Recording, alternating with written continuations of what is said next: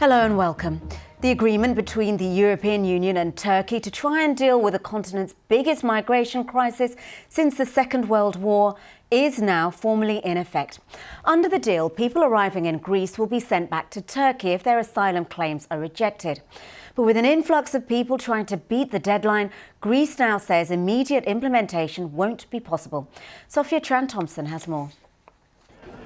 En route to the Greek mainland, thousands of migrants on Lesbos and the surrounding islands are being taken to Piraeus and Kavala, where they'll be placed in shelters and made eligible for European relocation programs. Most consider themselves fortunate.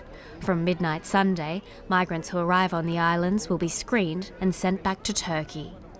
The plans have caused confusion in some of the island and border camps. Nobody knows exactly what's happening, so these rumors that are flowing around are creating a lot of tension.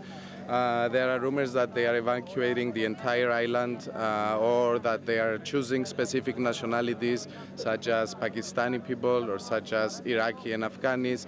Right now we are in a state of confusion.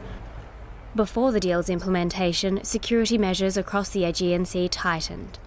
Turkish Coast Guard vessels intercepted over 1,000 migrants on Friday and Saturday, but some still slipped through and made it to Greece.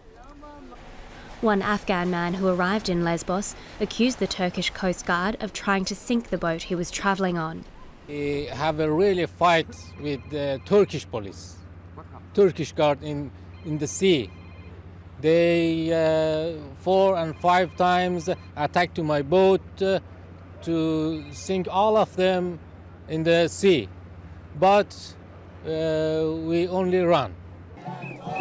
Meanwhile, thousands of people across Europe have staged protests against the agreement between EU leaders and Turkey, questioning whether it breaks international laws.